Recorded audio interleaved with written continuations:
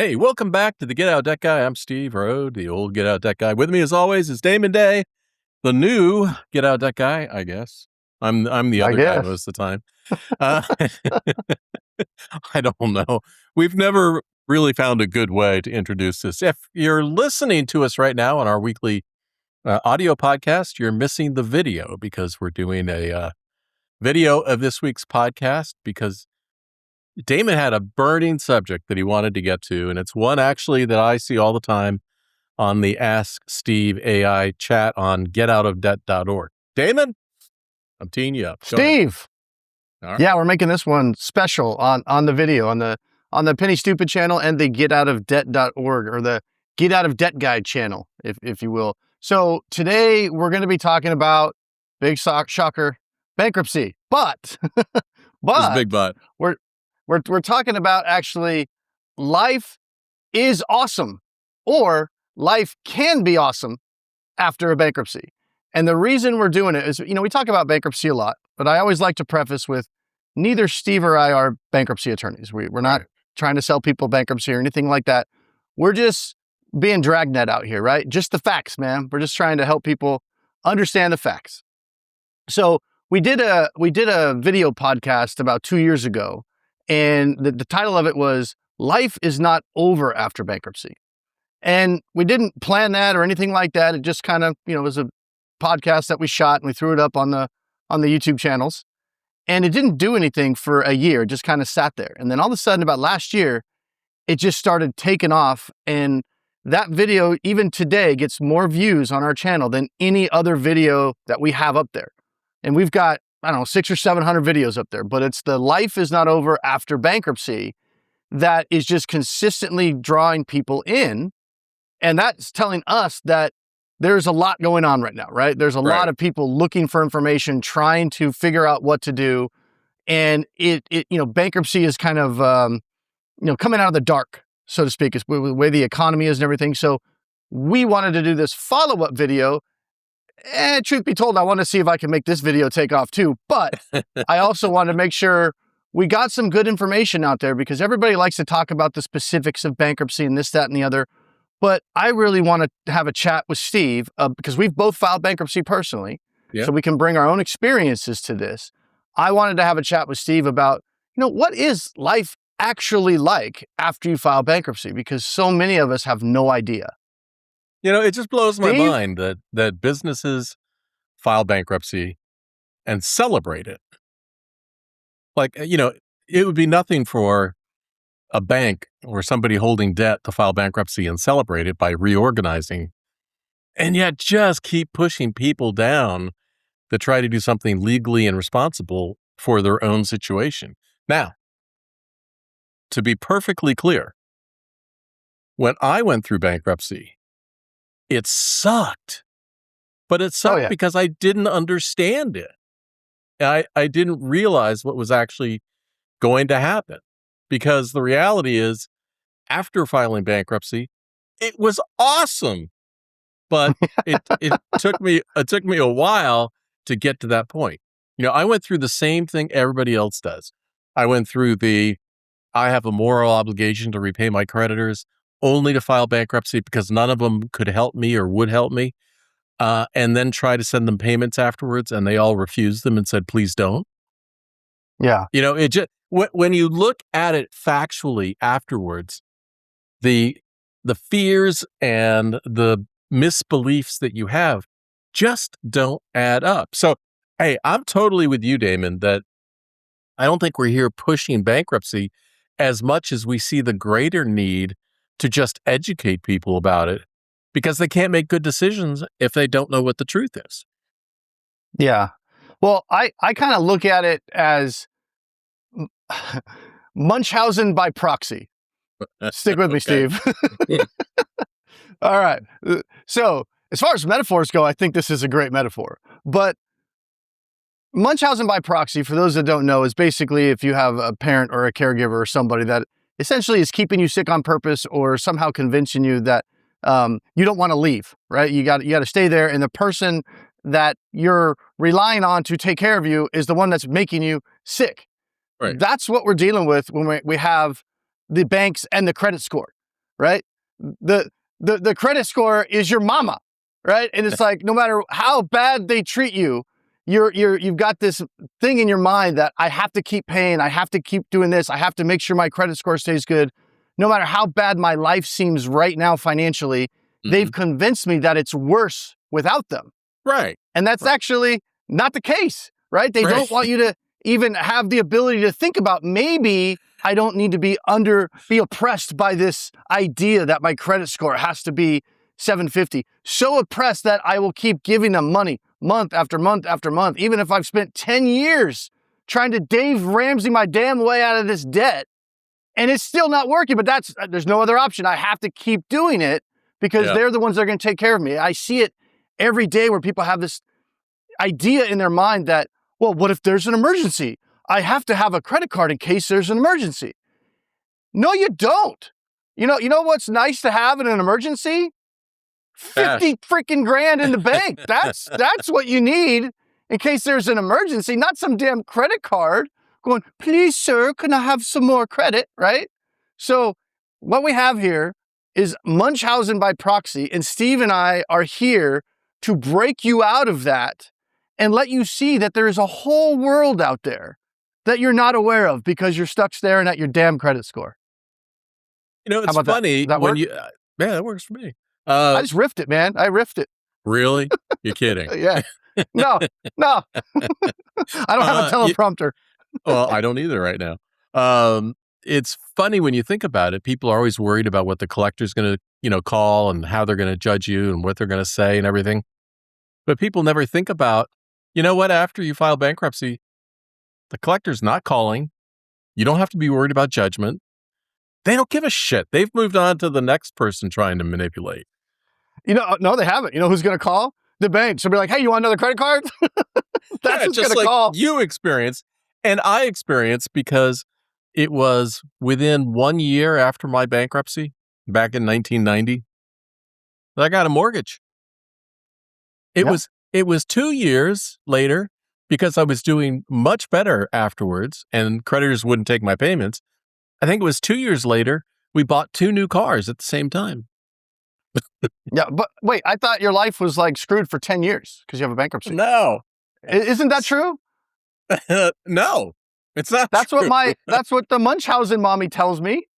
I have bad credit for 10 years, right? Well, your Munchausen mommy needs help is what she needs. We're going to do another video called problem. Munchausen mommy.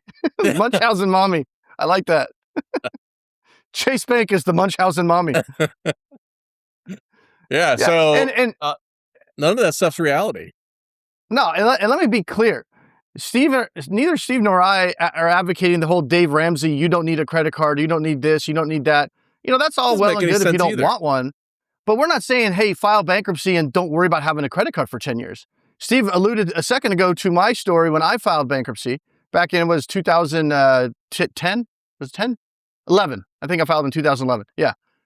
The day I got my discharge papers, which was somewhere like February of 2012, is when it's actually done. That's been discharged. You get your letter, like, here's your freedom letter, get out of jail letter. You get to go and enjoy life now. You don't have to worry about a couple $100,000 in debt. It's all gone. Same freaking day, I open up the mailbox. I get the discharge papers from the court. Also in there is Capital One credit card, brand new credit card. Not an offer. I'd already gotten the offer as soon as I filed bankruptcy. Capital One was freaking tripping over themselves to get me a new credit card. They're sending me letters. Hey, we see you filed bankruptcy. We got our fresh start program. Sign up now. 0% interest for 18 months. I'm sitting there going, are you serious? Okay. Right? Yeah, and it was just a coincidence that, and it sounds like I'm making it up, but the same day, and Steve will remember the story because he was there for it. And I called him up going, you're not going to believe this shit, right? And you're right. I did not believe it. Yeah.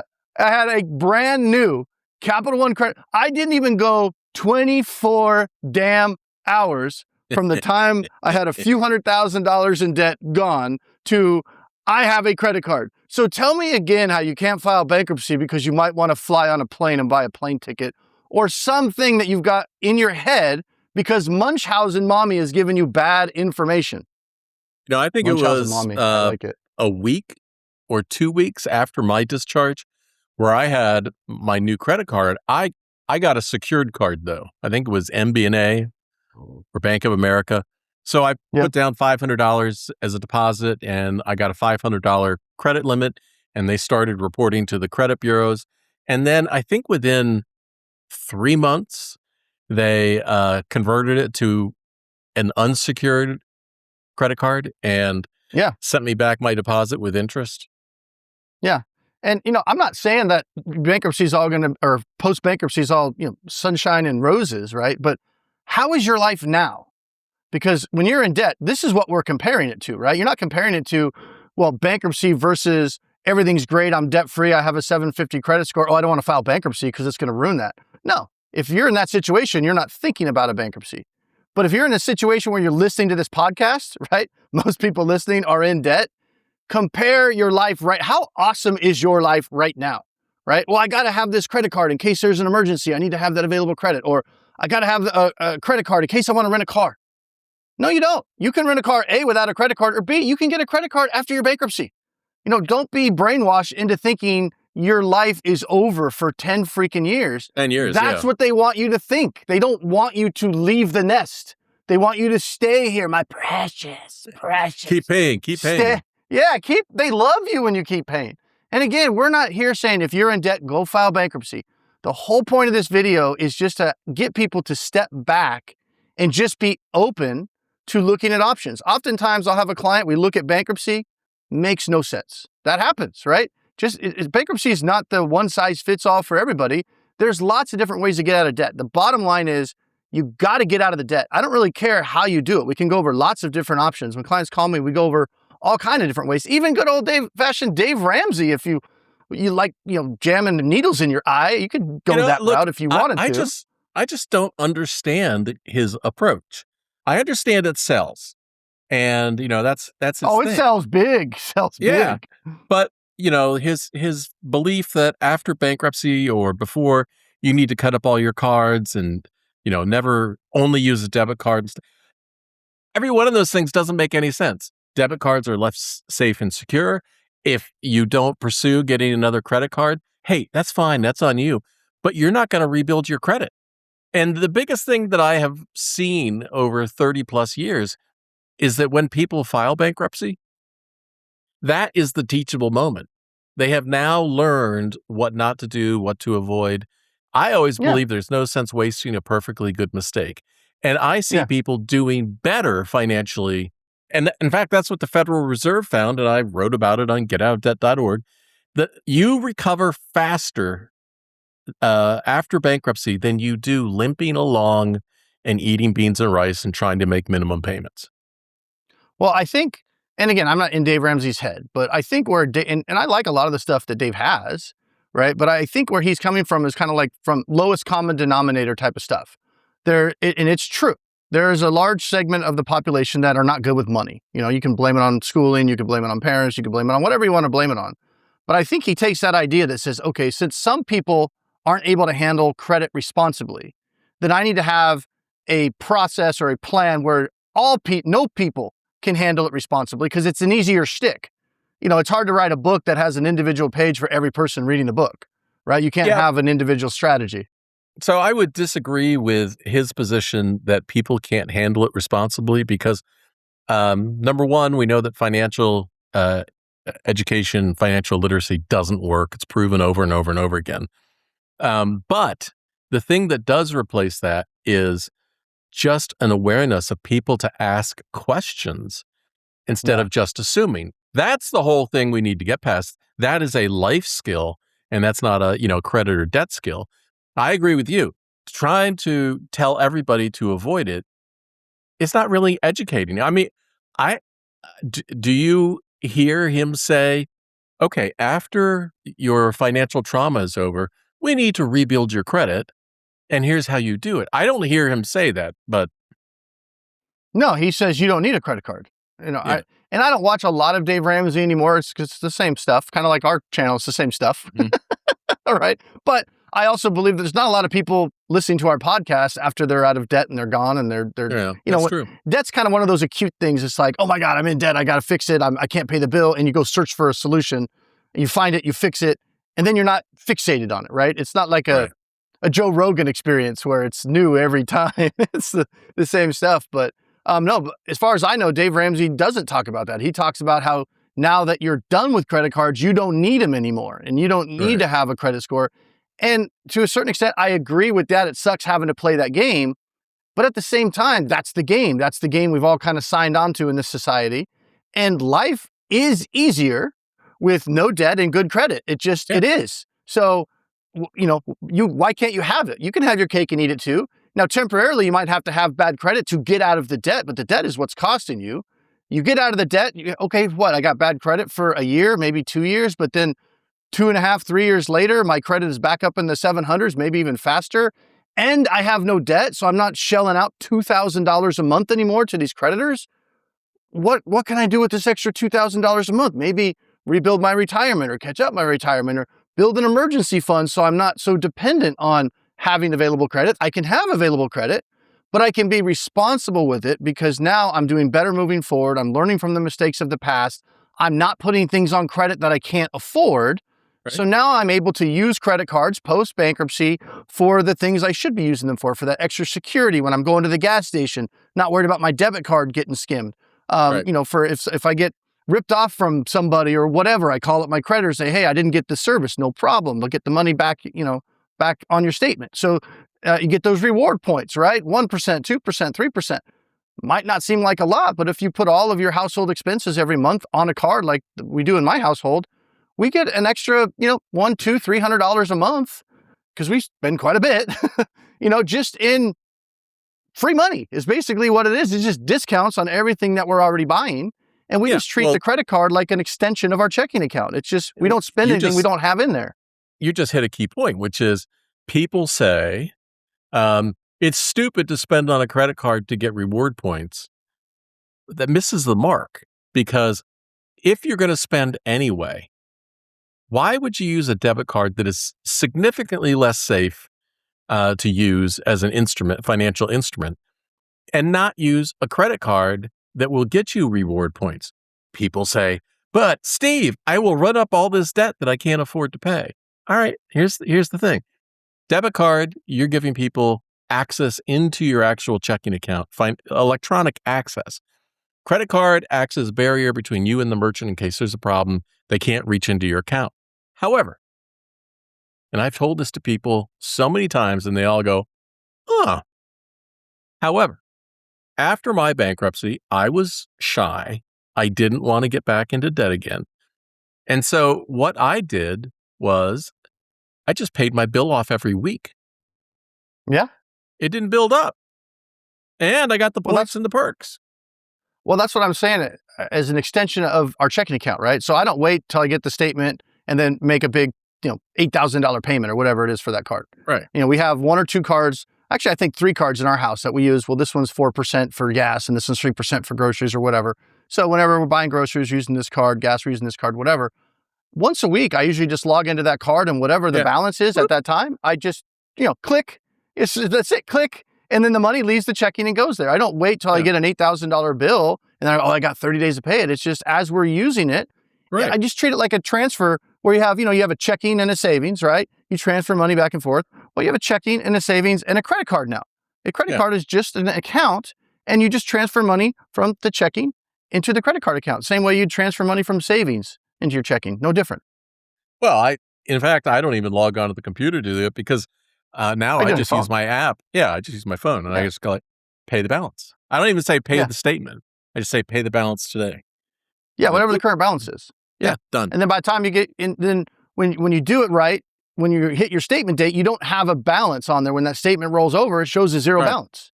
Right. It doesn't have to show, or if you just wait till it's due, then it would show like an $8,000 balance. And then on your credit report, if you're talking about utilization rate, if you're trying to keep your credit good, it almost looks like your credit card is maxed out, even though you're paying it every month. So that's a whole different video, but there's little tricks that you can do. Just pay it a few days sooner before the statement rolls over, and all of a sudden your credit card will show a zero balance, even if you're floating $10,000 a month on there every month.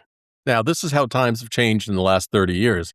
After my bankruptcy and I had a credit card, I would do exactly what I just described. I would pay it off in full. And the credit card company at the time, it's a bank that no longer exists. It got merged into one of the other big ones. They would freeze my card for Thought you 4 were saying days. went bankrupt. No, they would freeze my card for 4 days after I paid it off in full, because paying your balance off in full was suspicious behavior. Yeah, because who's going to do that? And I have a couple cards like that. It pisses us off too, actually. But the good cards won't do that. They'll make, like, I have plenty of cards that I use that make the credit available as soon as I click it, credit's available. But then you have other cards they're cards that tend to cater towards people that have lower credit, right? Yeah. So they have policies in place. And exactly what you said, suspicious activity. I had, was it my PayPal card? I think it was my PayPal card. Pisses me off. I don't use it that much, but I like the cash back. But you send in a payment, sometimes they'll credit it right away. Sometimes they'll hold it for a week. Like, they'll take the money, right? But then they won't give me the available credit for like a week. And then if you make like a big payment or 2 payments in a row, they'll freeze them both. And I call them and they're like, well, it's suspicious activity. It'll clear. One time it was 14 days. I'm like, 14 days? They're like, well, it's suspicious. It's like a fraud protection. Yeah. I'm like, well, it's you're worried funny about you mentioned somebody's... that, because I had a PayPal card too at one point. Same thing. Past Same tense. thing. Yeah. I applied my my FT philosophy to it. You know what that is, don't you? I have an idea. It's F this. Fuck that. Yeah, okay, fuck that. Well, that's what I was telling the rep. I know it's not her fault. She's just telling me what their policy is. But I'm like, you guys are worried somebody's going to get a hold of my information and pay a big balance off on my card? That's what you're worried about? I'm like, what kind of fraud are you worried? I gave you money. I'm not taking money from you. I gave it to you. And you said, that's suspicious. Yeah. Wait a minute. Payment fraud. What's going on with all this money you're sending us? That's all right. Guys, it's all a game. You just have to learn how to play the game and use it to your advantage. That's why I don't agree with the philosophy of don't have credit. You don't need credit. Credit makes shit easier to do. You just got to learn how to use the system. They're playing a game. You just got to, stop playing by their rules and go out and flip the script. Use the system to your advantage. But you got to get out of debt. Again, I'm not saying you go file bankruptcy. Let's sit down. Let's figure out a way to get rid of the debt. So that $1,000 a month, $1,500 a month that you're working that extra job for, you're out there freaking door dashing just to pay Chase every month. Let's get you out of that cycle and then get you that extra money coming in so you can actually build something instead of just going along day to day to day trying to keep up. That's what you're doing right now. It's not going to work. Get out of that Munchausen relationship you're in. I neglected to say at the beginning of the podcast how people can reach you and set up a free consultation and talk to you. Damon Day, DAMONDAY.com. You can reach Damon there. And, Steve, where do they go? Where do they go for good information? I mean, you can go to my site, but my site's pretty sparse compared to the main site that Steve runs, getoutofdebt.org. And you can anonymously... I said, I don't think there's anything you can think of about debt that's not already been covered by Steve over the last 20 some odd years on that website. Yeah, you can even search anything. It's on there. You can even use my anonymous Ask Steve AI chatbot that I programmed and trained, all on my approach and philosophy. You can ask any question. And Damon, I am amazed the people that come in and go, I have never been able to talk with anybody about this, and they leave giving it 5 stars. I feel so much better. Thank you for hearing me. And people who want me to send Damon transcripts, who say that they're going to contact Damon, I ask permission. And if they say yes, I will forward him the transcript. And you've read those transcripts. And personally, I think that people open up more because they're not being judged at all. And they finally, it's funny to watch some of those transcripts, because it's like a consult call with a client where they tell you one thing and then a little bit later they tell you another thing. And those transcripts are anonymous, by the way.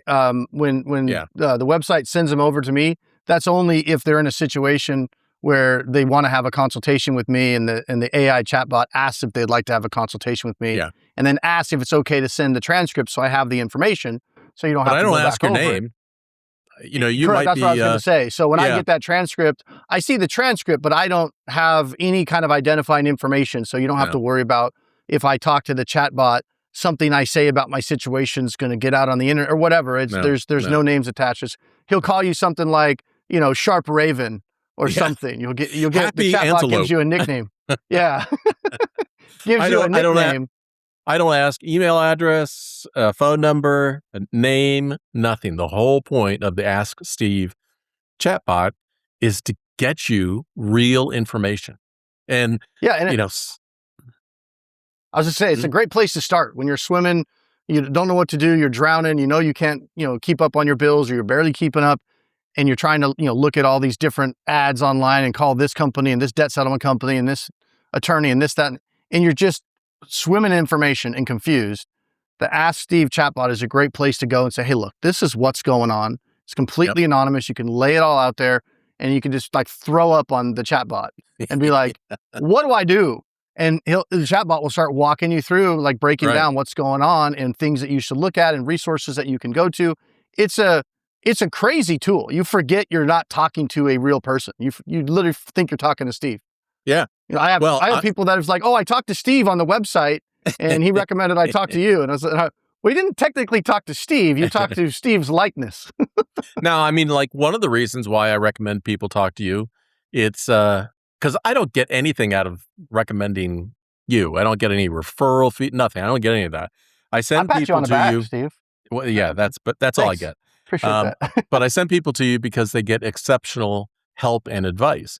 So one of the reasons why the chatbot would recommend sending someone to you is, especially if they have misperceptions about bankruptcy and they just need to talk to somebody about their particular situation. Again, you're not going to advise them legally or anything else, but you can help them to understand what reality is in the world. And another reason is, like, for example, I don't know why, but there's been a whole rash of people who are 70 years old and older. In fact, there was one guy not that long ago who came in who's in a nursing home. He's in an assisted living facility. Don't tell and me he he's just like got signed sold. up in a debt settlement company or something. Yes. I mean, there's a whole string of those.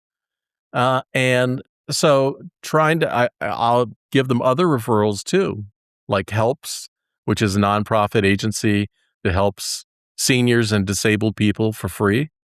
Yeah. I will refer people, if they want to talk to a bankruptcy attorney, to go through one of the national listings, NACPA. If they have questions in a complicated situation and they want to talk to somebody about it, I will suggest that they contact you. Recently, there was a very difficult federal student loan situation, and the chat suggested they contact Josh Cohen, right, the student loan attorney. So it's all about getting people to the right solution without selling you a damn thing. Yeah. That's almost un-American.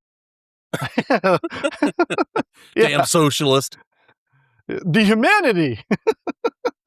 But I mean, a lot of what I do is just help people kind of get past the preconceived notions. Let's take the emotion out of it and here's an option, here's an option, here's an option. Oh, I don't like this option. Well, why not? Let's just unpack that. Maybe you don't like it because of something that you heard and that's not actually true. So my big thing is, let's make good decisions based on good information. You can't make good decisions based on bad information. It seems simple, but that's the reason so many people just take a bad situation and make it worse, because they made a big financial decision based on bad information. So we want to fix that, just get you all the information that you need. So then, and you can decide, wow, bankruptcy doesn't sound as bad as I thought. That might actually really be awesome for me. Or, I looked at bankruptcy based on what you're saying in my situation. That totally sucks for me, right? But we don't know, and we can't make a decision about it until we know for sure. And that's my whole focus is, let's figure it out. So when I was going through my situation, I was worried and looking around for, how can I deal with this situation? What do I need to do? And I was thinking, and I did, what everybody does. And I did not talk to friends, because nobody talks to friends when they're in financial trouble. But about this stuff. Yeah. But I reached out to credit counseling groups and they told me, no, you can't afford the payment and blah, blah, blah. But the one thing that I didn't do, I was searching for solutions. The one thing I didn't do was, and it occurred to me later, was what is reality here? What did I miss? What did I not research? I was just reacting, um, and everybody else was driving the bus. I was not in charge at all. And so after going through it, I thought, you know what? There's got to be a better way. Well, and think And this about is the this. better way. Yeah, well, think about how lucky you guys are if you are going through a tough time financially. How lucky you are to be going through that tough time now versus in 1990 when there was no chat AI No, Steve in no. 1990 for Steve. I was in junior high, so that I wasn't available to help him out. But I had you overnight didn't have the infomercials. yeah. I mean, it's like Steve didn't even have the freaking internet really to even. Right. I mean, what do you have? Encyclopedia Britannica and find out what does that say about my debt, Yeah. right? Like how do you research other than get the yellow pages? Anybody know what the yellow pages is? And look for what? What do you look for? Bankruptcy attorney? But what if you're trying to avoid that? Where would you get information on bankruptcy? It's just you're Yeah, no so place. lucky to be going through it right now, where the information is unlimited, which is great, but it's also part of the problem too, because it's a fire hose coming at you. So you need somebody to help you dissect all that information that you're getting and figure out how does this apply to me specifically. That's the part that's missing. There was internet, but it was a CompuServe account with a dial-up modem. Well, and there was no debt help available on there. In fact, yeah. I think, if not the very first, one of the very first debt help websites back in 1994. Well, Steve, we all know you're a pioneer. He's the old get out of debt guy. Giddy up. Yeah. Ask him about the Oregon Trail debt world. He was on it. Thank God you didn't die of diphtheria. Yep. So, if you have any of those judgments, you have any of those concerns, the morality, everything else, how people might judge you, what you're worried about, just ask. Because, Yeah. here's the other thing too, Damon, is I've had people say to me, like, they have a misperception, a myth or something. And I'll tell them, that's actually not true. And they don't believe it because they've heard the myth so many times that that's true for them. The biggest one, this is the one I like, is Well, the that's how Munchausen works, Steve. the people who think it's all based on the lie. It is. But the people who think that it's going to be anti-Christian or against the church or anything, and yet the Bible has debt forgiveness in it. Yeah. Why Yeah. isn't it compassionate to give you your life back? And Yeah. here's the other thing, and you and I have been hammering this for a long time, which is if you don't do something about your debt, you're not sacrificing anything except your future, Mhm. right? The people who try to wade through this for 10 years only to be in the same situation and just wasted those 10 years. Oh, in fact, where's my phone?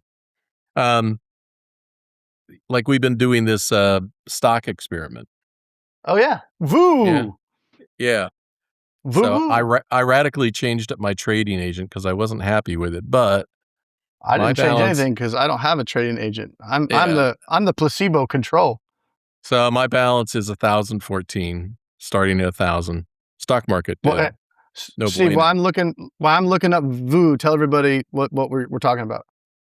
Yeah, so we started an experiment I wanted to see if we could make it as easy as possible for people to save money. The problem is getting rich is boring. Yeah. Because the best way to get rich. it's so freaking easy. It's not complicated. Like for example, when you try to complicate it, that's when you go broke. You try to that's get true. one I up mean, on it. all the day traders and everybody else, and the crypto traders who all sell a course, or I tried crypto trading to see if there was any reality in it. No, there's no reality in it. But the thing that you can do is if you filed bankruptcy, you're going to have the most money each month in your pocket than you've had for years.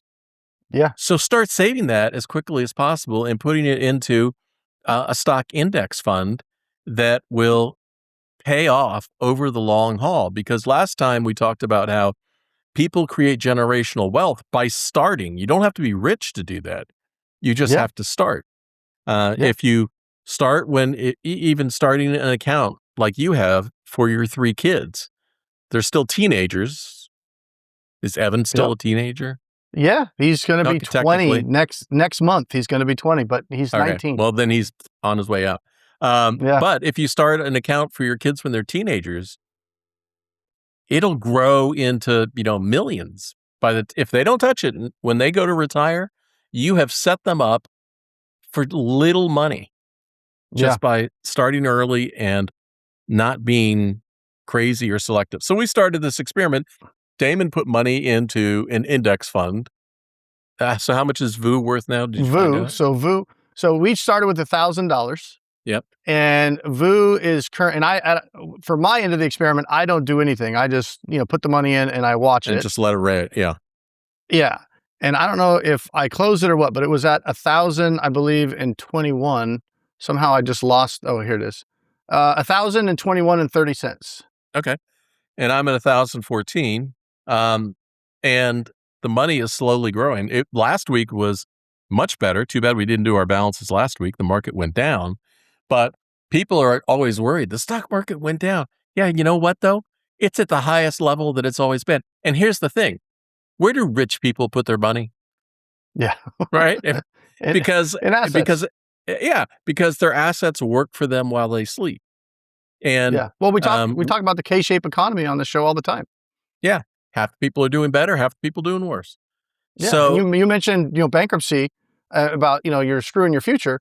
You're screwing your kids' future too. Because imagine your life right now if you woke up tomorrow and you didn't have $2,000 a month in obligations on minimum payments on loans and credit cards and all that stuff. Imagine if that was gone and you had that extra $2,000 a month that you could not only be putting directly into your retirement, directly into your savings account so you can sleep at night and feel good, but then you would have the ability to say, you know what, I'm going to start I got kids, they're teenagers, still living at home.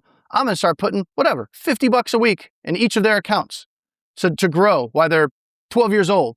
And that could grow into a few $1,000,000 by the time they retire. And that would be something that you could do for your kids. Well, you can't do that if you're in debt and you're just paying and paying and paying, and you don't have that extra money to not only help yourself. So instead of helping your kids in their retirement, your kids are going to be burdened in your retirement because you're not going to have enough money to support yourself. Yeah, and so you're now going to be not only could draining you them. not contribute to your kids because you were worried about the Munchausen credit score in your 40s and 50s and 60s, now your kids, you're perpetuating that poverty cycle because now your kids aren't going to be able to contribute to their own retirement and their kids because they're helping their parents who didn't go bankrupt in their 40s when they should have. Right.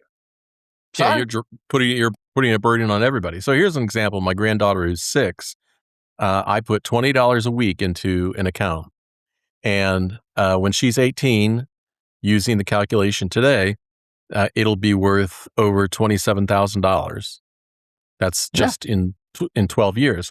But if she does not touch that, when she is 46 years old, it'll be worth $316,000.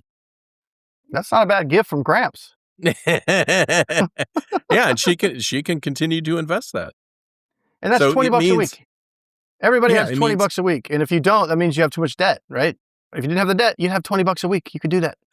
Yeah. Why can't you make room to take care of yourself? I agree with everything you just said, Damon. It is so damn important that as the economy gets tighter for everybody, how are you going to take care of your parents?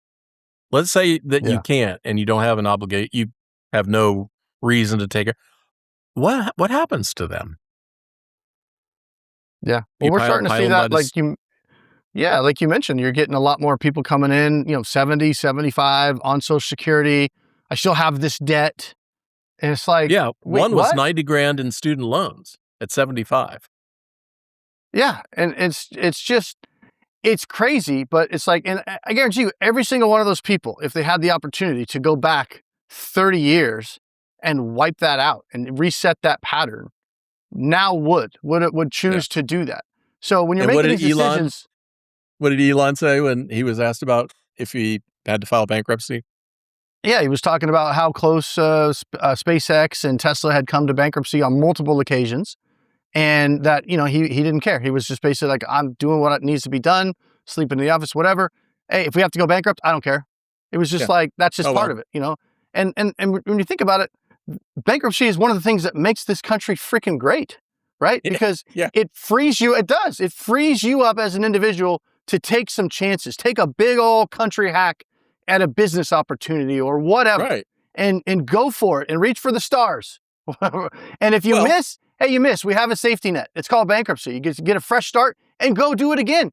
Successful that people in business do that all the time. Took a big hack and I missed, but that's all right. Bankrupted that. We're starting again today. We're going to try again. That's what that they is do. exactly why bankruptcy is in the United States Constitution. It is one of the founding principles of this country, is to give people the opportunity to take a chance, and if it doesn't work out, they can try again. Yeah. But if you don't take that step, you never have the opportunity to take another chance, right? You give yourself the opportunity to take another swing. That's what bankruptcy So, does. in winding this up, I would like to leave people with, you can either listen, educate yourself, you can do better moving forward and be rich in the future, or you can keep treading water and drown. Yeah. Bankruptcy is not as bad as you've been led to believe. Your mama is lying to you. And by mama, I mean your bank. Your Munchausen's mama? Munchausen mama. I'm going to get a t-shirt. Don't listen to your Munchausen mama. All right, Damon, on that note, I will see ya. Peace.